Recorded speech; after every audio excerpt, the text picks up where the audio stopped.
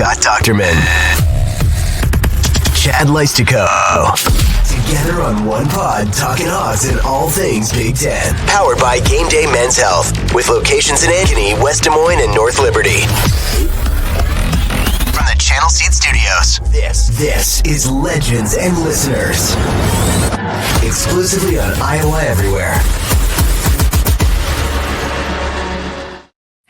Hey, Hawkeye fans, Big Ten fans, and Iowans everywhere. It is mid-December and still very much football season. Even on Cyhawk Basketball Week, it is episode 71 of Legends and Listeners here on the Iowa Everywhere Network. I am Chad Leistikow of the Des Moines Register. Scott Dochterman of The Athletic is with us as well, joining you on this Thursday morning from the Channel Seed Studios. Oh, man, I was putting down the rundown for this show, Scott, and there's a ton to get to. So a ton has happened since our last show, which, as we told you, we were recording a couple days early, and we were probably going to miss something Wednesday, and it was Cade McNamara entering the portal. We told you Cade McNamara probably has played his last snap for Iowa, if you recall. Well, he entered the transfer portal last Wednesday, but that's not even in the top 10 of anything we're going to talk about, so that's probably the last we'll mention of him. We've got Big Ten schedules for 2025. A college football playoff bracket with 4 Big Ten teams and interesting draws. Hawkeyes are facing Missouri in a bowl game for the first time since Micah Hyde returned Blaine Gabbert for a touchdown in the Arizona desert. Again, another all Big Ten player coming back to school for his final year at Iowa. And finally, first and foremost, the NCAA transfer portal is open for business, Scott. And as you said last week, number one on the Hawkeyes shopping list is quarterback. Here we go. Yes, we're at quarterback, and that's a good thing for Iowa because it needs to have a quarterback, as we've seen.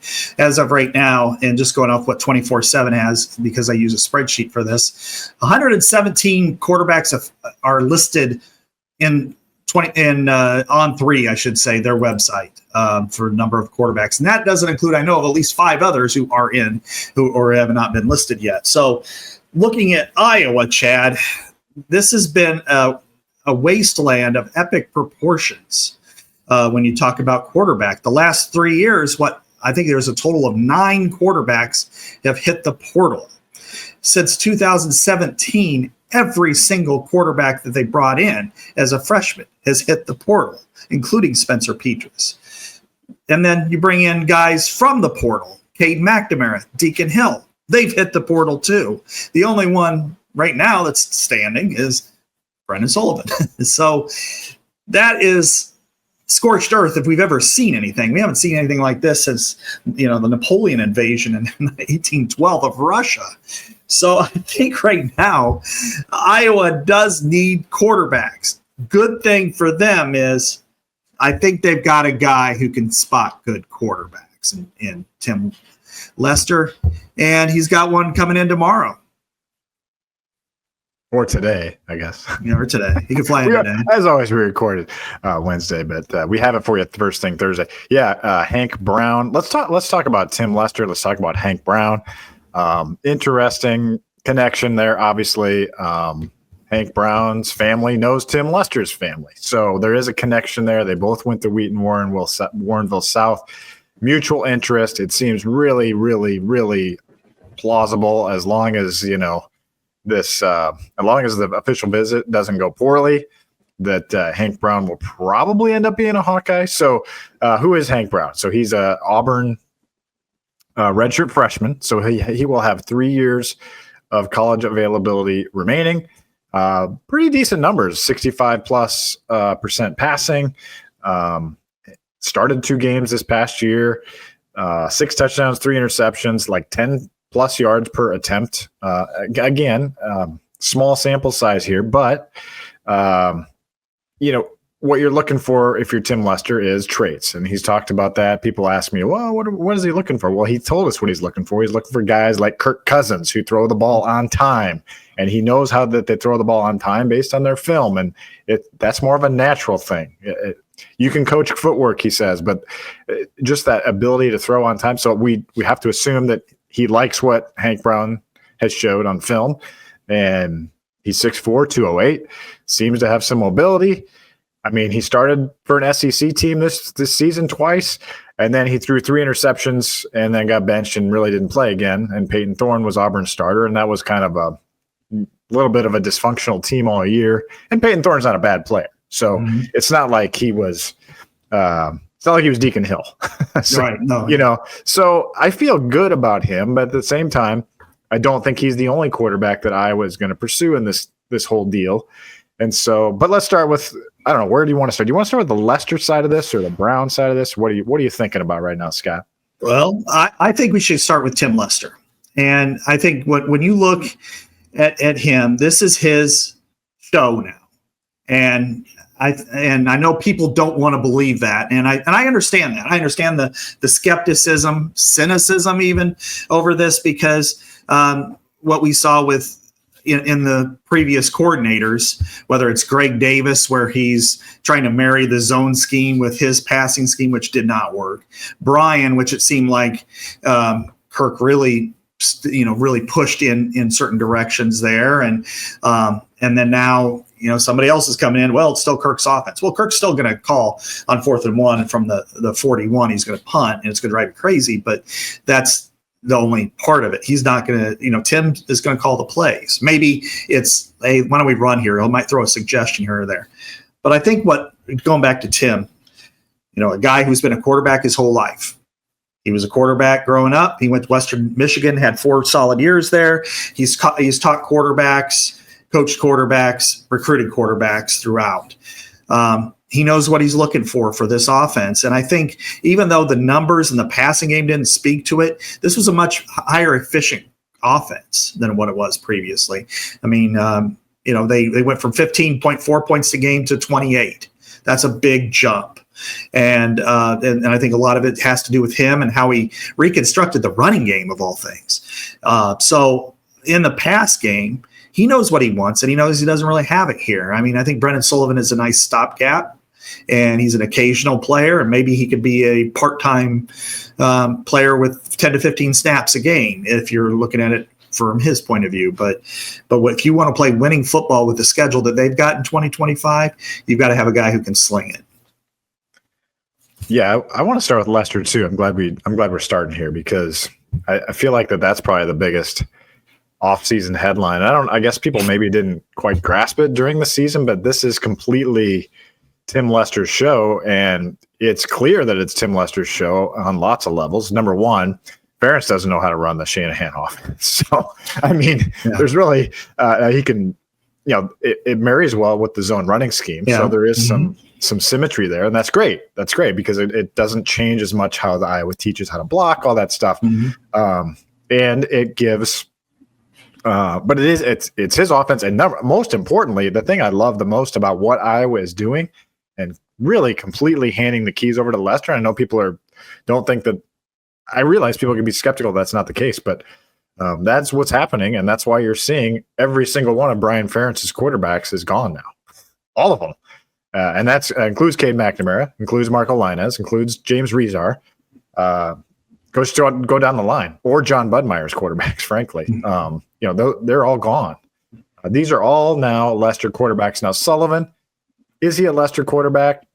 I mean, partially. I mean, he came in after Lester was hired or whatever. Jimmy Sullivan, he committed before Lester was hired, but he also committed after Brian was fired. So he knew he was not going to be playing for Brian. So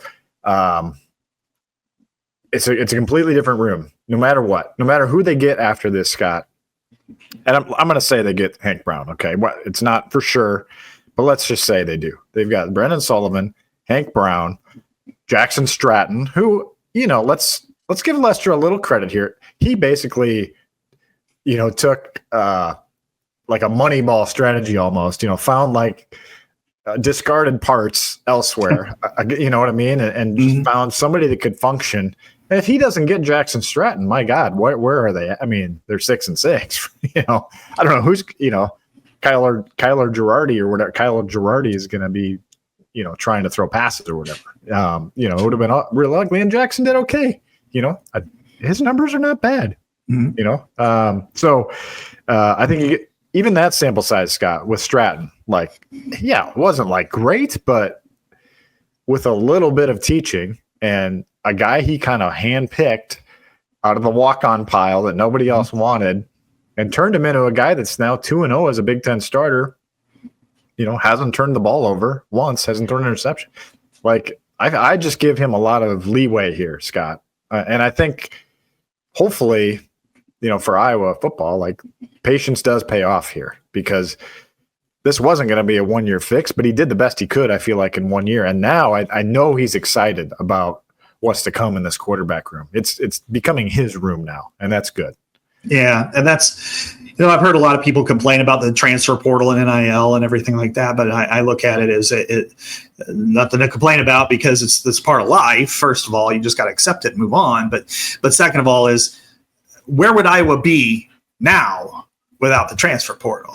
I mean, going forward, you have your defense is annihilated, because of departures next year. What do you have at quarterback? Nothing. So you're really stuck. Now you can go out and get those pieces. And a lot of it depends on how much the fans are financially invested to what kind of pieces you get. I think this is perfect in some ways, where, Iowa right now looks depleted, but based on the opportunities that people could have, they could fortify themselves much quicker than they could in any other previous system. I mean, Indiana, nobody should ever expect to be Indiana again. I mean, what they did was miraculous. However, it shows that you can do things very quickly. I mean, look at, Michigan State and UCLA were completely obliterated with new coaches leaving. I mean, and they beat Iowa, so it's possible to get good players in very quickly to replace it. And I think at quarterback, this is an opportunity for Tim Lester to find the one that fits what he wants to do. There are a lot in there. There's a lot that want to play in the Big Ten. Maybe they look at Iowa and say, I don't know about this. And then you look a little closer and you go, well, they've got a new offensive coordinator who coached in the NFL, who likes to run this type of offense. You're the type of guy that fits there. And guess what? They love their team. They still show up. And if you are a good quarterback there, they will love you like there's no tomorrow. That's an opportunity. I've always said, like when Paul Chryst turned down Iowa, I'm like, you dummy, if you want to be a head coach and you fix Iowa, there's your chance. So Tim Lester can do that too. And I just like the idea that you're going to get somebody who can spin it and somebody who can run it if needed, and maybe even wanted at times. So I think this is a good step for this program, a healthy step, and maybe they can start to get some stability there, because they really haven't had it. Spencer was a stable force, no question, but his inconsistent play at times really made it tough to really to move forward there. Well, and even Kirk Ferentz said on Sunday, like, Brendan Sullivan needs this time too to develop. And I know he's going to be a fifth-year senior, but he wasn't getting. Cade was getting the 1 reps most of the year. So this is a good chance, this bowl prep, for Sullivan and Stratton to get immersed in the system. What I've heard is they're 90% passing right now in practice, because that's what Tim Lester wants to work on. I mean, why not? Why not go into this bowl game and throw the football? They don't have Caleb Johnson anymore. Let's get this passing game going. And the Hank Brown addition. Let's say Sullivan. I'm assuming at this point Sullivan stays. Now, if they bring in a top end quarterback or something, maybe Sullivan, sticks it out through spring and leaves. Maybe he leaves early. Who knows? Like, there's an outside chance. You have to understand there's an outside chance that if Iowa brings someone in, maybe Sullivan goes. I don't know where he would go, but you have to. That you're starting to get a lot of quarterbacks at that point. But I like the idea of a spring with Sullivan, Stratton, Brown, and then obviously Jimmy Sullivan's enrolling early as well. So just think about that. You're going to have at least 4 quarterbacks here this spring, Scott, that actually have a chance to develop. Unlike last year when you had Deacon Hill taking 1 reps, and you gave Marco Linez 2 and 3 reps to see what he could do. You gave him a chance. Obviously, it wasn't happening for what Lester wants. He just has a different style in mind than maybe Brian Ferentz did. And maybe that's a good thing based on the track record here, because Scott, as we talked about before the show, the last quarterback that really hit probably for Iowa was recruited by Greg Davis, Nate Stanley. So this preceded this, before Ken O'Keefe got here, before Brian Ferentz, was even offensive coordinator. That's it. Ever since then, bust. Petrus, did some decent things, but they just haven't had Nate Stanley. Nate Stanley just looks like a god almost compared to what they've had in the last 5 years. So, anyway, I know I'm long-winded here, but I just believe in what Lester's vision is, and I think we just need to let it play out here. Yeah, I think so. I think first of all, you don't really have a choice. you gotta either believe in it or don't, but it's not going to change. It's like, well, I don't believe in him, so Kirk's going to say, okay, I'm going to get somebody else for you. So I think right now it's the choice is, okay, you got to believe in this guy, but I think he's given us ample reasons because there were. Yeah, every offensive coordinator is going to have plays they want back and things that don't work. And I think the Iowa State series and near the goal line stands out. But I also saw a lot of really good things, plays that were, schemes and plays that were really well designed and didn't work because of player error. Like not running the correct route at Minnesota or quarterback completely whiffing on their throws at Michigan State and things like that it's got to kill you. We've got this and we missed it because they made a mistake or they weren't accurate enough. So I think right now that having him at the forefront, knowing what he wants, he's on campus. He's not even going to be recruiting, Chad, in the spring. He's going to be staying on campus the whole time. Tyler Barnes is taking his spot on the road, which you can do now. You just designate certain people as that. So Tyler Barnes is the recruiter, who's also the general manager.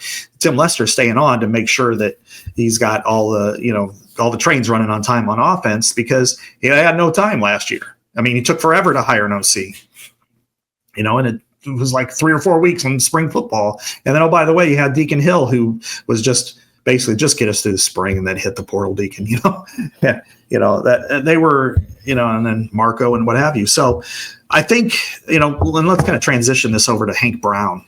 Yeah. And he's a guy, last year he was 7-9 in the bowl game against Maryland. So he looked really good. I know they were very excited about him. Then he showed kind of some young inconsistencies, I think, this year. And that's fair. That's what you get with redshirt freshmen. They don't all the time walk in and go, wow, they're great. The SEC is kind of zero sum. Auburn had a tough schedule. Peyton Thorne, as you mentioned, he was at Michigan State, then went to Auburn, and he's pretty good. I mean, he's better than what Iowa's had for a while, and he wasn't the greatest either. They had a tough schedule. I mean, they went 5-7, but they beat A&M. They had some good wins, and they had some really excruciating losses. And he ended up playing at Lipscomb Academy in Nashville. That's not Beathard's Academy. It's like their rival, correct? It's not Beathard's, yeah. So that was coached by Trent Dilfer, who from my understanding, ran a similar pro-style offense to what Iowa runs now. So there's also some sensibilities there in terms of what Lester knows this, and that helps the mutual attraction as well. Go ahead. Yeah, and I listened to an interview that he did with SEC Network or Sirius or some Trent Dilfer about Brown, and he was all in on him. Every aspect, whether it's throwing, running, character, what have you. I think that's all great. I mean, obviously, can he do it in the Big Ten? I watched his spring reps. Somebody kind of like the way Rob does for us, kind of cut all the reps for Auburn's spring game. And, he was good times good and at times not so good, which is what we see every spring when people, overreact and stuff. And I think in some ways that is what it is, as they say. So would he come in here and be the automatic starter? By default, maybe, but I think I would make that a pure competition with him and Brendan Sullivan just to make sure he's the guy. Give him every chance to win it, but and then if you bring somebody else in, which you may want to as well, and Jimmy Sullivan, let's not forget about him. Then I think you can do that. But he has the skill set, pure and simple, to play quarterback at a high level, and he has a skill set that can do it in Tim Lester's offense, which I think is an added plus. Yeah, the film I watched, not that I'm an expert, but he just looks like a quarterback. So, and he's young. And I don't know if I would still think Sullivan would still have the inside track at the starting job, but certainly Lester will give those guys, including Jackson Stratton, presumably. Assume Jackson wants to be back. Every opportunity to win that job. And it's just exciting to have a little bit of developmental time here. And we'll see. I mean, they're going to, even after they get Brown, I think they're going to keep plugging for another one. So, can they get, I don't know, you talked about like a Devin Brown. I mean, would that excite you? Like a Devin Brown? I don't know if they can get a Miller Moss, that type, or whatever. Colin Wegman from A&M. I mean, those are some of the names that are out there. The guy from Richmond, what's his name? Yeah, I know what you're talking about. Yeah. And so they're going to keep big game hunting, I guess. And I wouldn't have a problem if they, brought in another developmental guy. And if it wasn't, you want to compete in 2025, obviously. And we'll get to the Big Ten schedules. And I think, honestly, like with what I was bringing back up front, and you hope they're going to take a step at receiver. And I still like the running backs. Like, it's not that the cupboard's not that bare on offense. You got Ostrenga and Ortworth at tight end. You got Vanderzee, Bowie, Gill. I mean, everyone's back at receiver. Howard. Anderson. We'll get to the center coming back, but you're going to have Logan Jones, Bo Stevens, Cade Pieper, Jennings Dunker. I mean, all those guys are back, presumably. And so, I mean, I don't know. You got some stuff to work with if you can get quarterback right. So, and he hasn't. Let's be honest. When we heard in the summer that Lester, we heard Lester was not happy with how the quarterbacks looked. Remember that at Big Ten Media Days? I was like, really? Like, I thought, and I think we see that. Yeah. He was right. He was on to, like, way before we all, like, he knew that they needed to overhaul, and now he's excited that he gets a chance to kind of make the room his own. That's the point of the first 22 minutes of this podcast. Mm-hmm.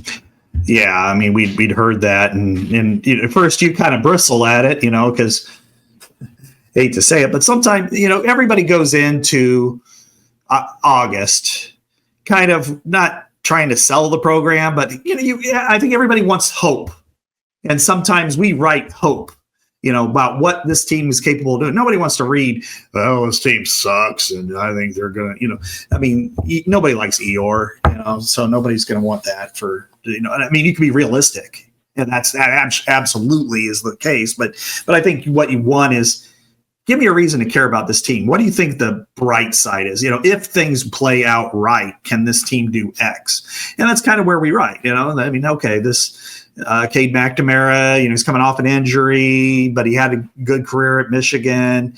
It turned out that was not the case. And he was. There was a lot of problems there, no question. And he answered forever the chicken or the egg, which is, did he lead Michigan to the playoff in a Big Ten championship? No, he was there for the ride. And if they had a better quarterback at J.J. McCarthy a year earlier, a little bit more experienced, maybe they win a game or the whole thing in that year.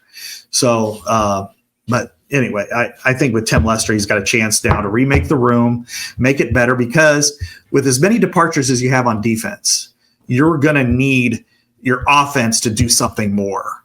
You just can't, it's complementary football. It's like what we saw with Dan Campbell against the Packers. His defense was annihilated. It had injury after injury after injury. They had no players left. And so instead of kicking a field goal with 45 seconds left, knowing that your defense may give up some big plays. And I mean, I'm sure all Lions fans were like, "Oh, what are you doing?" Especially when Jared Goff tripped. And in college, he'd been down, but they get the first down, then they run out the clock and win it. That's your offense being a complementary piece to your defense. And it needs to work both ways. And it's been such a seesaw where, one's weighing them down and the other one's way up in the air. And I think this has got to be a little bit more even, which means offense average 28 points a game without a good quarterback. Right. That maybe next year that needs to go up a few more points to compensate for what may be a little more inexperience on defense. Yeah. And then so we had heard that. It's funny because we heard that at Big Ten Media Days. But then at the same time, Kirk Ferentz is at the podium saying that he thinks that offensive line and quarterback are going to be much better this year. And so then that's the head coach saying that. So again, it's sort of like Ferentz thought McNamara was going to be better than he was, but I think Lester knew maybe, the McNamara probably wasn't going to be the real deal. So it's and then he leaned into the running game. Yeah. So, I mean, he's a smart guy. Yeah. What our perception is so far, 1 year in, Lester knows what he's doing. And so just interested to see where this goes next. All right. The weather is getting colder, guys, but this is not the time to let yourself go. In fact, do the opposite. Be Costanza. Do the opposite. Get back in the game with GameDay Men's Health. GameDay Men's Health continues to expand its offerings. I was just in there on Wednesday. They got new stuff going on, but they will address anything that needs a boost, including your testosterone with testosterone replacement therapy. You're always in the 12-team playoff field, Scott, with GameDay Men's Health. You always make the bracket because you're always in the game. They can help you feel like you're in your 20s again. Help your mood, your energy, sex drive, athleticism all at once with one simple weekly injection. It takes about 3 minutes, pretty much from the time I park the car to the time I'm back starting the car. That's about 3 minutes. Make no mistake, though, the good people at GameDay Men's Health are thorough. They get to know you. I've got my blood work next week where they check all your levels, make sure you're good to go and where you want to be with everything. They can also help with weight loss. Consultations free, easy, simple, private, no obligation for anything. Just check them out. GameDayMen'sHealth.com. Call one of their locations. They're in Ankeny, they're in West Des Moines, and obviously North Liberty. Scott, they still need help at defensive tackle. Seems like that's probably where I would say number 2 is right now. Would you agree with that? And they've got some visitors coming in on Friday. Yeah, I would say that both defensive end and defensive tackle, but primarily defensive tackle. I mean, I think they need a couple of bodies there, whether that's through growth or acquisition. I think you need it one way or the other. I mean, Aaron Graves is going to be a very good player. I mean, we've always known that, and I think he can take the next step and be an exceptional all Big Ten caliber player, but he's going to need players besides him. I mean, Jeremiah Pittman has been, serviceable. He's been good at times. He needs to take the next step. All players do. I was skeptical, frankly, in 2021 when Noah Shannon took over for Davion Nixon. But Noah Shannon turned out to be an outstanding player and, very technically sound and took that next step. Logan Lee, same thing. He was injury prone before that and then came in and played really well. And so I wonder, who's that guy? But yes, they're going to need at least one lineman who's probably a starter in the portal, if not 2. And there's a Division II guy from Northwest Missouri State, and then another guy from Central Michigan, or got my directional Michigan mixed up? No, that's right. Yep. Okay, you got it. So, yeah, I mean, I think that they got to get someone there. It seems like Kelvin Bell's being aggressive. I mean, Tyler Barnes even said last week, "Hey, just go look who we're following on Twitter, and you got a good idea." Kelvin Bell is very active right now on D tackles. There's a new one from Washington State in the mix, so that'll be developing. But yeah, they need a Jack Heflin. You remember when they got him out of the portal and he was a starter? They need somebody to come in and start games with experience because they were pretty thin this year rotation. They were pretty lucky that Graves and Wyatt Black basically went the distance this season. With Pittman, they basically rotated 3 D tackles all year, with Pittman not playing that much. And I do have assurance. I think that I feel good about Aaron Graves coming back. You never know with these 3-year guys. Mm-hmm. With NFL measurables. Graves, as you've said, is J.J. Watt Jr. here. So, or TJ. Was it TJ or JJ? No, it was JJ. It wasn't TJ. Okay. Yeah. No, he's not TJ. Yeah. So I think he'll be back. So that's good. That's a good thing for the Hawks. And if they can get another one, that would help. I think Ethan Hurkett will be back. I'm pretty sure about that.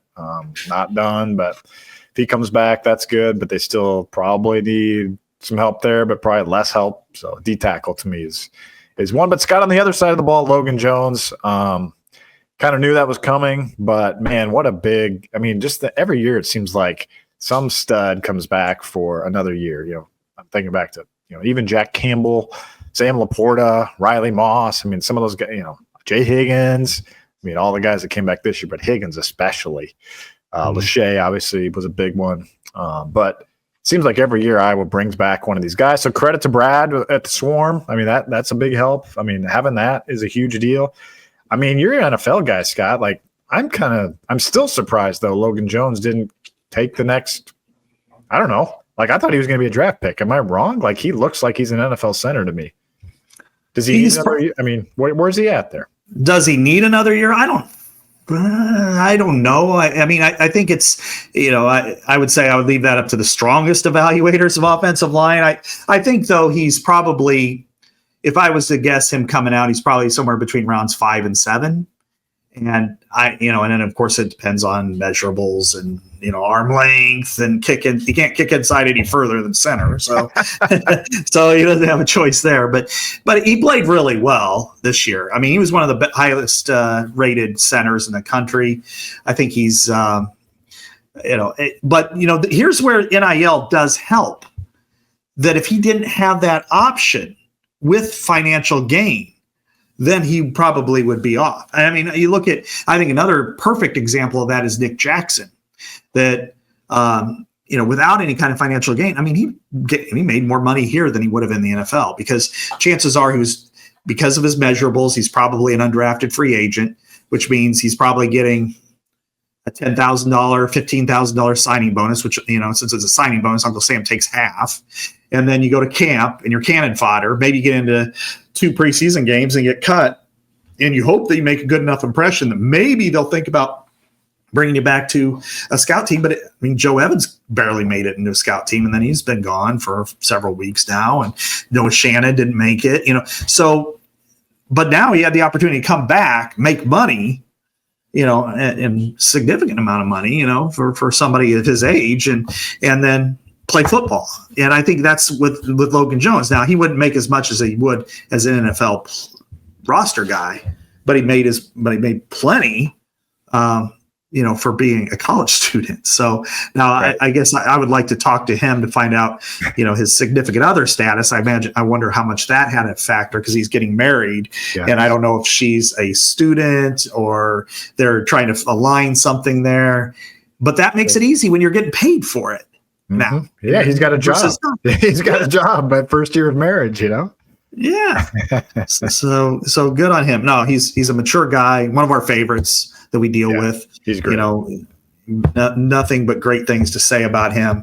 He's been stand up, and he'll continue to be so, for another year, which I'm happy about, because I always like going to people who are intelligent and who don't, who are good interviews. And one guy that stood out to me that always did that was Jake Gervais. He was fantastic. Every time I went to him to ask him about it, coverage or something, he had a great answer. He was always insightful, and he's a great guy. And the last time I saw him was a couple of years ago on his birthday. I was doing a radio show, and he had a case over his shoulder in a football game, walking around Melrose Avenue. But anyway, I digress. That was funny. Yeah, and Logan Jones, team captain. I mean, that's a huge thing to bring back. I mean, that's what you did with, Higgins, Lachey, that's valuable too. Yeah. That's something that they definitely value. And I was second your opinion on Logan Jones. Just a great guy, and he'll give you a good insight. Like, hey, what were you guys? What happened here? It's like, actually, that was my fault, and blah blah blah, or whatever. So he's good about that. Anyway, thank you, Logan Jones. We're glad you're back. Yeah. Hey, there is a bowl game too, Scott. What do you make of the Music City Bowl? I mean, I'm excited. I'm always excited about extra football. And I think it's going to be unique without Caleb Johnson. I think we're going to get a chance to see what Iowa would have been like without Caleb Johnson this year, which could be scary, but also, I'm intrigued just to see, several weeks of Brendan Sullivan preparation. Like, I don't know. I'm just, how will the defense finish? I always like these. I know some people are whining about it, but I'm good with it. I like the matchup. You like the what, Bart? I like the matchup. It's a winnable game. Matchup. You're not facing like Tennessee last year.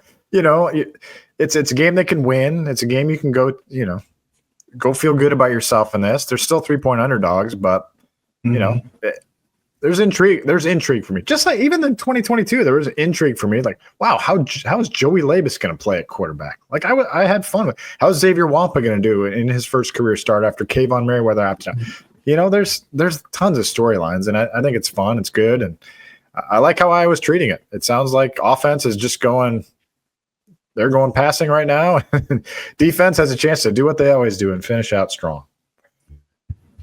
I just had a radio interview in Champaign, Illinois on Wednesday afternoon.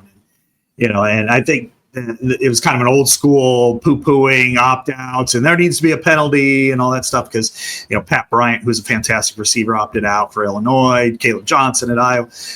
I look at it this way, and this is kind of what the Bulls themselves have figured it out. And that is, it's less of a culmination to this season as it is a preview to the next one in some cases when you do have opt-outs. And I think you start at running back, as you said, with, Jazz Patterson and Kamari Moulton and maybe a Brevin Dahl, maybe a Xavier Williams, but specifically the first two, because they played a lot as the understudies for Caleb Johnson. Now you get a chance to see what they can be like as 15 carry guys and do it against a good SEC defense. I mean, this is a team that lost only to ranked opponents, and they've got their talent is better than Iowa's. They have incredible talent, but their best player opted out. They still have good players left behind too. I mean, they have one of the best receivers you're going to see all year in Weiss. And so you've got him, and you've got Brady Cook has been a good quarterback for them. Talent all over the place on defense. But it has the potential to be a very competitive matchup. This isn't one of those where, a few times you walked into going, it's not like that. And so I think Iowa has a chance to compete. And I think like you want to try to say, okay, what's new here? And let's kind of explore that. And I want to see, are there any younger players that maybe were scout team guys or just maybe they were special teams guys that just didn't get on the field very much? Who makes that jump? Who takes off and goes from being kind of a guy to, let's watch him this year? Jalen Watson, somebody like that at cornerback. Does he have a great month and turn out? Does a wide receiver do the same? Maybe a Brevin Dahl. It's like, hey, you got into Iowa's offense, and it's like, every year there's a couple of guys who kind of emerge from that realm because they were used to playing somebody else's offense against the defense, and then all of a sudden they play Iowa's offense. So it's like, okay, and now I don't think they'll be like Brian and decided to scheme for Sean Byer near the goal line in the Pinstripe Bowl when he had Noah Fant, TJ Hawkinson, and he did that for Sean Byer. But I think there could be a couple of players that, I want to see if one of the linebackers, the younger linebackers, really come to play. I want to see them, a Cam Buffington or Derek Weiskopf or Preston Reese, whether even on special teams, because they are talented. And then the two newcomers are really good too. I mean, they're gonna have to play like a 2-5 in the future. I know. I wonder if they're gonna move anyone to the end of that group because, man, they got some good players coming in. Yes, they do. Up the pipeline here at linebacker. But this will definitely be the last run of Jay Higgins and Nick Jackson. No more eligibility left, but they're definitely playing in the game. That was very clear after the Nebraska game. And I think about Cooper DeJean back in the Citrus Bowl, the first one, making that big play at the very end of the game, and it didn't end up winning the game, but it could have won the game for him. Yeah, saving a touchdown after Jamari Harris got hurt. Guy, that's the story you're talking about. He was a true freshman, then flashed. Oh wow, that was like eye-opening play. He really took a jump in bowl prep. And so that's what we're talking about here. I get into that kind of stuff because we cover the whole roster. But we only get to cover the starters basically during the year. But it's fun to report on those guys and watch them and see how it comes about. And I'm all for my guy Brevin Dahl, my ADM guy. I've been waiting for him to get into a game. He traveled to Maryland. So I hope he gets in selfishly. I hope he gets in the bowl game. I think, and that it sounds like he's been awesome in practice. So I think that's very possible. But Moulton and Patterson also deserve, a chance. I mean, Moulton was a starter to start the year. So, and he had a big game in Maryland. I mean, heck, he's had more long runs than Caleb Johnson in the last couple weeks. Now, he had a long Caleb had a long reception. Mm-hmm. But anyway. Hall of Fame Scott, play. Yeah, no kidding. Talk about a mic drop into the NFL draft. Jesus. Yeah. So how do you get these 80s, these 80s bands, continue to come to Des Moines, Scott? Well, first of all, I am now a subscriber to SiriusXM, so I am flipping constantly back and forth between Ozzy's Boneyard and Hair Nation. And a band coming to Des Moines appears an awful lot on Hair Nation. And every time that Warrant comes aboard, then I absolutely have to listen to it, whether that's Heaven, it makes me think of middle school dances, or then certainly Cherry Pie and Uncle Tom's Cabin. I think that's their best song, but it kind of got overlooked. But Iowa Everywhere welcomes Warrant to Hoy Sherman Place on Friday, April 11th. Want to win your way into the show? I know I do.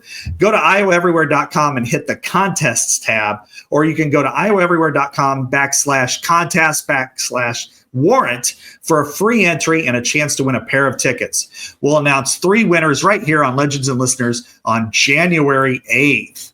So and there are also going to be with the Bullet Boys. So that was a really good metal band or hair metal band, I should say, not metal, hair metal, because I do differentiate between the two, from the 80s. So I'm excited about Warrant. I love Uncle Tom's Cabin. In fact, this morning, Chad, while I was getting ready, and I always turn on my iPod and turn the music up, I decided because of this contest, I'm playing Warrant. So I had four songs on my iPhone, and I played them. That's awesome. Yeah. Warrant, Hoyt Sherman Place, just down the road from me. Awesome. Good. You're good at these reads on the 80s bands, man. We need more of these. Bring them on. Legends and Listeners. I guarantee at least one of us had a jean jacket with a Metallica patch on the back when they were in 8th grade. And I kind of think I was the only one. I think I was the only one to do that. So I'm all about the 80s metal, man. I still listen to it. Yeah, I listened when I was that age. I was probably listening to like Billy Joel and Michael Jackson. That was kind of more my speed. Tiffany. Yeah, maybe. Go to the mall. Yeah. Orange Julius. Yeah. All right. Moving on. We've got Big Ten football schedules are out. I can't tell you how many times people in my text group, when are the schedules coming out? Because people make plans. They want to know. Yeah. And so I don't fault them for that. They want to know like what their weekends are looking like in 2025, Scott. And we got the Iowa schedule. We got the whole Big Ten schedule. I read your article on the Big Ten schedules, by the way. Mm-hmm. That was really good. I mean, it's really interesting how they put it all together. And Kerry Kenny, obviously, interviewed for that. And it's interesting how they have to, with 18 teams, try to find these matchups and work around time zones and all this stuff. So before we get to Iowa's schedule, give us the Big Ten global view on how this schedule kind of maps out. What's exciting? What's cool about it? Yeah. I think, what's interesting to me and right off the top was last year, they were kind of bragged that it took them to their 62nd or 63rd schedule before they found the right one. This year, it was 130 because they really poured over every detail. They went through every single team. They went through how it's going to affect these teams, and then the road trips to the West Coast, and then from the West Coast east, how that's going to affect each team. And then they already had the opponents. We already knew who they were going to play. It's just a matter of when and what day. And so part of what their design was to make sure that each week has balance to help its TV partners, because you don't want any gaps or drops, and it's a 14-week season. So there's going to be weeks where you have fewer inventory, and you want to make sure that you're okay there, but also for the fans and to not have anything like 3 road games in a row, or stretches where it's really treacherous. And one section that I wrote about, I thought that was really fascinating, had to deal with Wisconsin. And Wisconsin, by virtue of playing its return game with Alabama and having the schedule that they had, made it really challenging for the Big Ten, because they not only play Alabama, but then they also play Michigan, Iowa, Ohio State, and Oregon. And historically, that's been pretty tough. And so then by the way, they play Indiana too, which is in the playoff this year, and as long as some rival game like Minnesota. So they had to try to figure out how do we make this work for them, and so there are a lot of earlier iterations that I was told was, they would have at Alabama, then playing Ohio State at home, and then at Michigan in a 3-week stretch. And they're like, yeah, everybody else is kind of tiptoeing their way into the Big Ten season, like UMass or, God forbid, Albany, the worst team of all time, playing in Iowa. But they're not tiptoeing. So they had to really figure out how are they going to massage that. Then they had other factors like Penn State wants a whiteout against a good opponent. They complain about everything. I know they do. So they decided, okay, it's something that's important to your campus. We want to try to do that. No, and so and Ohio State complains, rightly so, that why do we always have to play at noon? So, that's another situation where they're trying to figure out, okay, how do we stack some games so that can be alleviated? I mean, Ohio State is the crown jewel when it comes to the Big Ten. I mean, it generates the most ratings, and always has, and it's one of the best teams in the country every year. So they're going to get the primary windows. So they're trying to figure out, okay, maybe 1 week where they have Ohio State, Penn State, and USC all off. That kind of sounds like, oh boy, what are we going to do? We're going to take a big dip. Well, what they decided to do was let's massage it with rivalry games. So even if that's not necessarily, your highest profile teams aren't available, at least you're playing rivalry games like Michigan, Michigan State, Iowa, Minnesota, because I always say that game kind of hits its weight, it really kind of moves up in the lineup. And then, Oregon, Wisconsin, was Oregon's toughest test this year. So that's the return trip to Eugene. So you've got a week like that. And then there's another one where it's kind of the same thing, but a game that normally we would have just shrugged off in the past, Illinois and Indiana to open Big Ten play for both of them. You talk about a 9-win team and an 11-win team. Right. That's pretty good. And then there are a few others, Michigan and Nebraska. Those are two teams that people care a lot about and they'll still watch and stuff. And Michigan State at USC. So you've got that. That's where they're trying to piece this all together because everything is connected. If you make one adjustment, it affects at minimum 5 other games. So, and then Iowa, has one beneficial stretch, where they play 3 straight home games over a 4-week period where they'll bye. They're the only team that has that. And part of that is because they're opening on the road and they're ending on the road. Right. And they only have 4 Big Ten road games this year. So this past year they had 5 road Big Ten games. This year 4.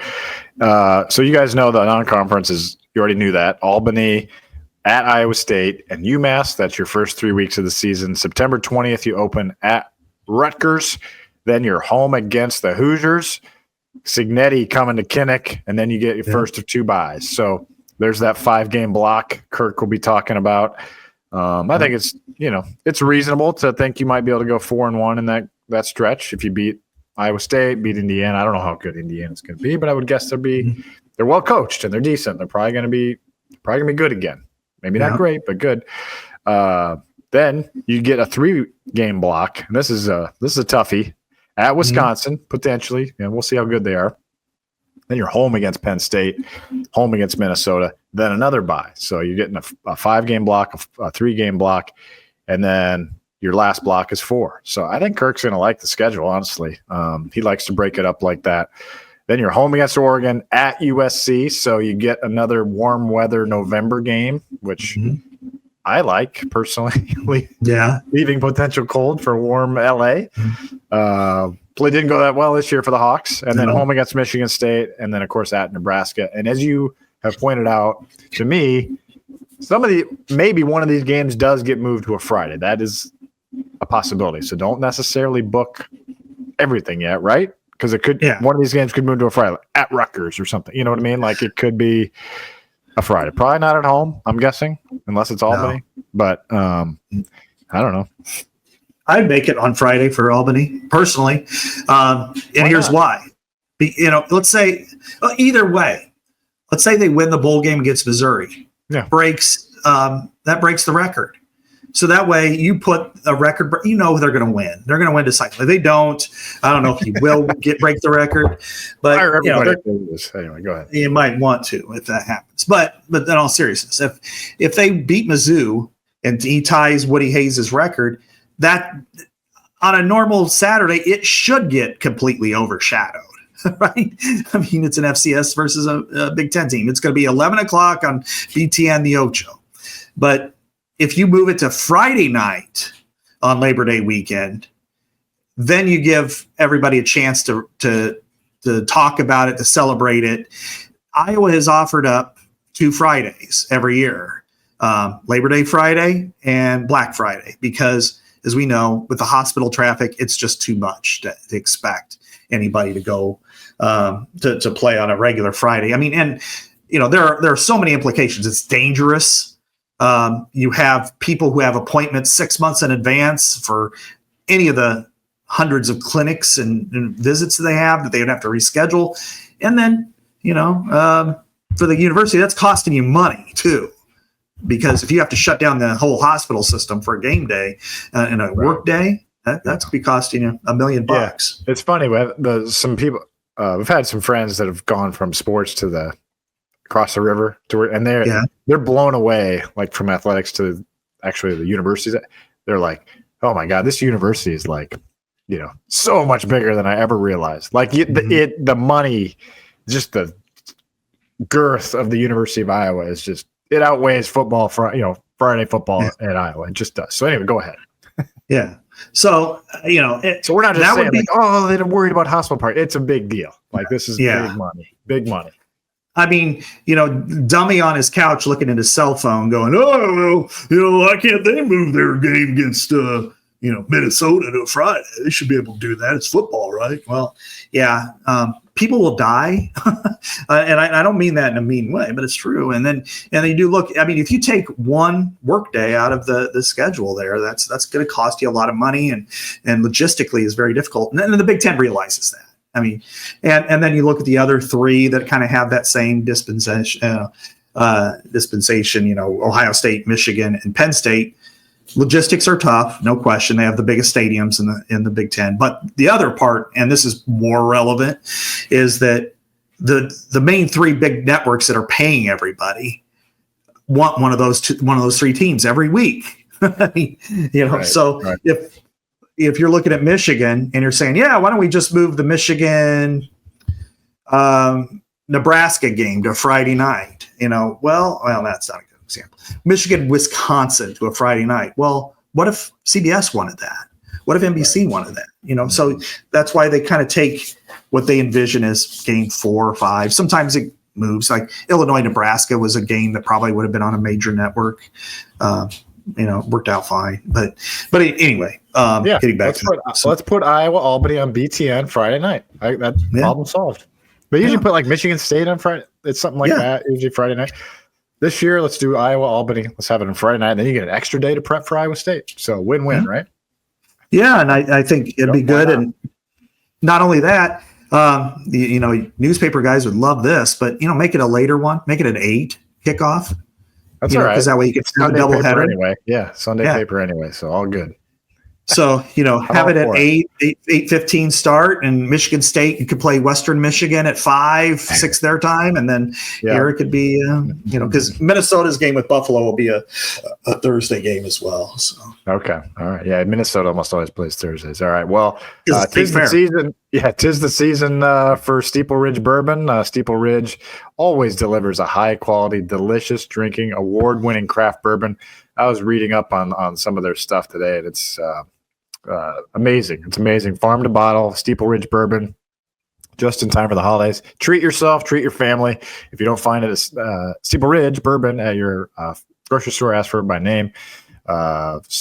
Distilled, aged at Lonely Oak Distillery in Iowa. It's an Iowa distillery. So good stuff there. Steeple Ridge bourbon. Thank you for your time. Scott, don't want to leave our show without talking about the college football playoff, like the biggest story there is in college football right now. 4 Big Ten teams made it. Unfortunately, like they can't have all Big Ten. semifinals, but it's not too far off from being possible, especially the way the brackets are drawn up. Penn State got a really pretty nice draw, I would say, but Oregon, man, going to have to play either Ohio State or Tennessee in the quarters that are neutral sites. So I don't know. I know there's a lot. What's your opinion, by the way, on this? Should they reseed or whatever? Like, should Arizona State be a 4 seed, Boise State a 3? Probably not, but those are the rules, and I don't mind like following the rules and that stuff. Like, you should have won your conference if you wanted to. I mean, you should have been better if you wanted. I don't know. Win your conference if you want a top 4 seed. Mm-hmm. Well, Texas did. Penn State did. It's sort of like what we deal with in the NFL. When we've seen it. I remember the year, what was it, when Seattle was like 7-9, and then they played host to, and they won the West Division. They played host to the defending Super Bowl champion Saints, who are 11-5, and then they won with Beastquake. Yep. So and then the Bears won, and that was the last time they won the playoffs. That was good. Yeah, that was good. And then we had eternal heartbreak the next week, and have never won since in the playoffs. So therefore, anyway. Let's back. That's why we're half-hearted Lions fans now. Anyway, go ahead. Yes, exactly. Go Lions. So I think what you're looking at is it fair and equitable? It's different though to me in the NFL versus college football, because the NFL, everything's intertwined. They all play each other. They're in one league, and they're not playing. Hey, this week we're going to go play a non-conference game at Rock Island.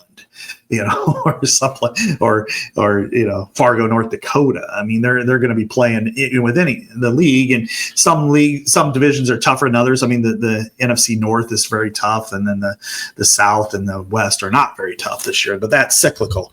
I think in this case, they're in the future. I'm not going to complain about it this year, but in the future, there needs to be some reexamination, because if you're going to expand the playoff, which seems to be the likely scenario, and the 4 power conferences are going to end up with guaranteed slots. The best, the way I would describe it right now is probably the SEC and Big Ten each have 3, if not 4, and the Big 12 and the ACC get probably 2.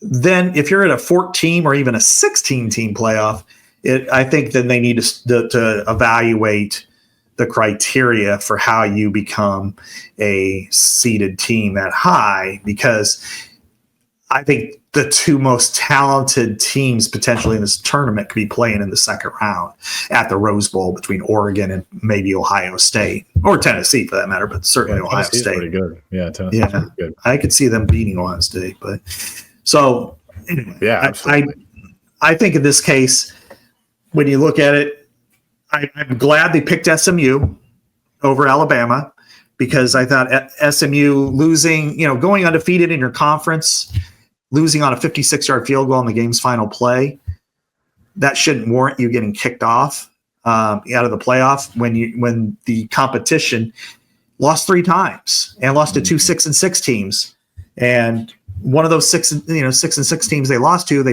got beat 24-3. It was kind of the equivalent of what the Iowa-Purdue game was a couple of years ago over there. It was that kind of an ass kicking. And then you look at Vanderbilt, lost to Georgia State, which ended up 1-7 in the Sun Belt, 3-9 overall.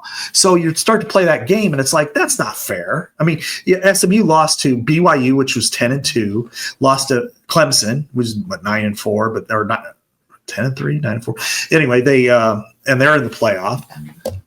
Come on, Alabama. If you win one, SEC is already first among equals when it comes to these kind of discussions. It shouldn't be, the privilege, the SEC privilege should be curbed a little bit. And I think this is probably a good thing, because maybe it'll help out the whole entire tournament going forward. Yeah, I haven't given much thought to solutions, but I think part of the problem was they went from 5 power leagues to 4 basically, and the Big 12 obviously got watered down a little. No offense to the Big 12, but it's just Texas and Oklahoma leave. I mean, if Texas was still there, then they would have won the Big 12, and they'd be at number 3 seed or number 2 seed or whatever. Like, it's just it just had realignment sort of messed this up. I don't think the format's necessarily bad, but I think that's just part of what happened. So you're down to 4 power leagues. So they used to have 5, and you think, well, God, 4 of these conference champs are going to be pretty good. And it just didn't happen that they were the juggernauts this year. And I still don't mind it. Like, you're still, I don't know. I feel like you're going to get pretty compelling matchups the whole way anyway. So I'm good with. I really don't. I'm not as upset as some people are about the seeding part, but anyway. I don't get upset about any of that stuff. I'm not upset. I'm just saying, those are the rules. So, like, why? Yeah. Too bad. No, I mean, other people do, but I think, like, having Boise State in the top 3 is kind of where I look at it like, I don't know about this. I think Arizona State was better than Boise State. I'm not saying Clemson was, because SMU was. I think SMU deserved it over Boise, and so seeing them at number 3, and then I look at like Penn State's path. It's like beat SMU, beat Boise. Yeah, you're doing all right for yourself. Maybe Notre Dame ends up beating Georgia or something like that. And Georgia's down to a second quarterback. So so, like the top 2, 3, 4 teams are quite flawed. So it's an interesting first bracket. But anyway, getting to the Big Ten teams, I mean, Penn State, as we just said, pretty decent path to, heck, maybe the title game. Mm-hmm. I mean, because you're going to face, if you beat SMU and you beat Boise, not an easy deal. I think people are just chalking this SMU game up like it's nothing. It's not going to be easy. But if you do, then you're maybe going to get a flawed Georgia team, maybe, or Notre Dame on a neutral site. Like that, I think Penn State could win that. So Penn State's actually got a pretty decent path. What do you think about Indiana, though? What do you think their chances are? You're going to that game, right? Indiana, Notre Dame? Yeah. So let's talk about that, because I'm interested in that game, because I want to see a great game. I want to see a great game there. That's a Friday night game, right? Mm-hmm. Friday night game. That's going to be cold. Really cold. Hope it's an indoor press box. No, I know it is. But what do you think Indiana's chances are? Like, I don't know what to think on that, because they've blown everybody out except for Michigan and Ohio State. Yeah, those helmets kind of make you pucker up a little bit. So I think in some cases, I think Indiana is more than capable of hanging. I mean, if they play well, if they play the way that they have all year, it'll be a competitive game. I think it can go either way. If they make some of the same mistakes they did against Ohio State, it's going to be awfully difficult to win on the road. And even though you're still in your state borders, but it's a different atmosphere. One that, they've played each other once since 58. I think 1991 was the last time they played one another. So there's really no history between the two, even though they're in the same state borders. I like Indiana a lot. I think Curtis Rourke has been fantastic all year. Elijah Surratt is a fantastic wide receiver. To me, the difference between them and what I thought they could be is defense. Their defense is really good, but you can't allow for a punt return and a dropped punt within a 5-minute game action and help to win. But I'm sure they already know that. They won 66-0 the next week in the snow. So I think that's a toss-up. I'd probably give Notre Dame the edge, because Notre Dame's better than people think. But I think it could be 27-23, 27-20, something like that.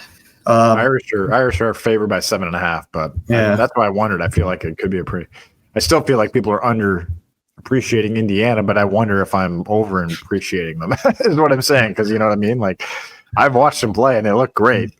But man, just had the one bad game, really. So, that's it. And it wasn't that bad. Like, it was just bad, just enough. How Iowa played. It was kind of how Iowa played at Ohio State, just an avalanche of stuff, and that's it. The Death Star got you. Yeah, exactly.